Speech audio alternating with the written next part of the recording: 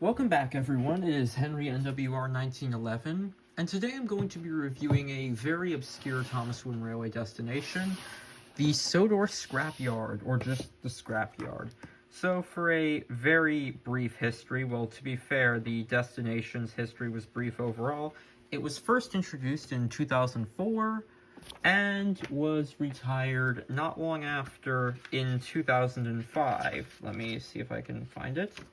Here it is. I love how they put these little, like, this hazard sign for, like, the road pieces. Wait, the fishing dock is a roadway piece? Why? But anyways, so I think right off the bat, the reason this destination didn't sell is obvious. It's a roadway piece, that's one thing, and it has a faceless lorry, when one of the appeals of Thomas for kids during this time is that everything has a face. But enough trashing on why this item failed. Let's actually look at the item itself. So this scrap lorry looks great. It makes for great background scenery, as well as the Erdl Dyson low loader and other vehicles. Love this grill on the front and this piece. This bed in the back looks fun. This wheel arrangement is very reminiscent of Butch. Why does the way that text says is on the bottom look weird? But yeah, again, this is phenomenal background set dressing. I need to use this more. Like, in my take of my next episode, Thomas the Tank Cannon and Idiots, which is a take on James and Super Ed, but don't tell anyone, I'm going to be using this lorry in the background of a scene, because one scene may or may not take place at the scrapyard.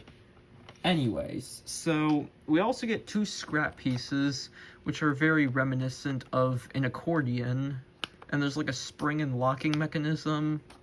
Like, I can't like see in there, but yeah, it feels like there's a spring in here.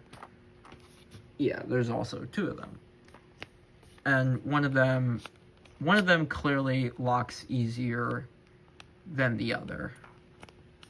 Yeah. Wait, why doesn't this one lock? Oh, fuck it. One does. That's all that matters. But anyways, let's look at the destination itself. So again, it's a roadway piece. Loading zone only. We got a lot of great details. Some junk on the side, 2004, Sodor Scrapyard. We have these little plastic gates that we can close. Like, I can just, like, open them when I please. I can't tell if that fan's meant to be functional or rotting away. I presume it's the latter.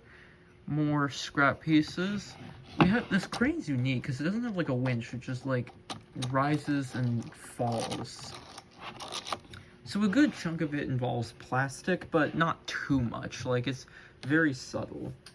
So let me give you guys a little demonstration on how this thing works. So we can like pull the lorry into here, hook it up,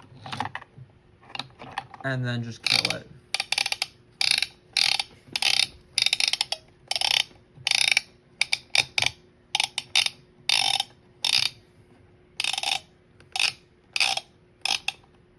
So sadly, this thing will not close, but at the same time, I don't particularly care. Like, one works, that's good enough for me. Can I, will it lock if, like, I just hold it here for a sec? Oh, nope. It fell, but I think, you know what, I'm done trying to get this to work. This one doesn't work. This one does. So I'm just going to keep this one as the crushed piece in there.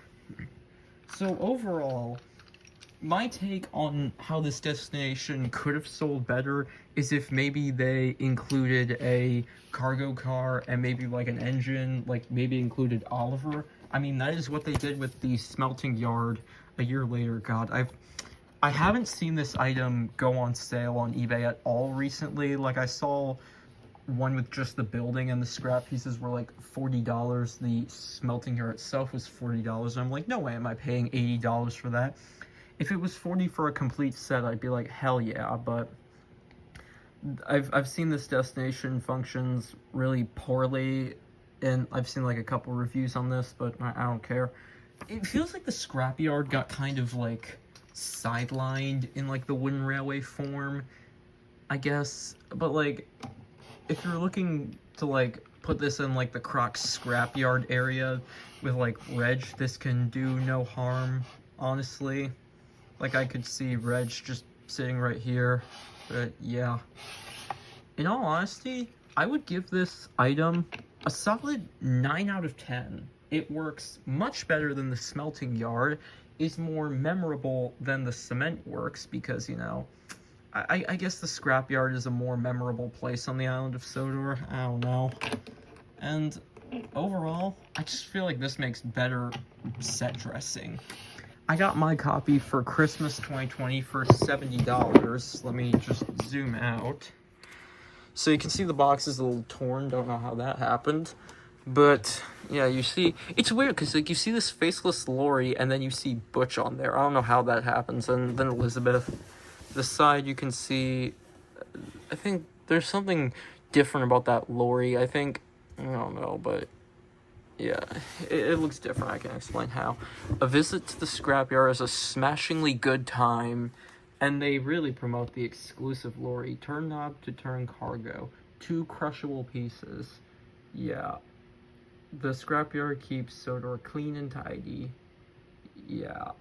And then they promote, like, this beginner roadway piece and Elizabeth.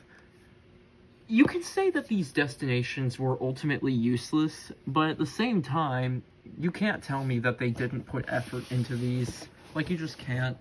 And yeah, the box is preservable, so of course I kept it. And you can see that inside I kept the box for the Ellsbridge platform. May or may not have just gotten Ellsbridge Station 2.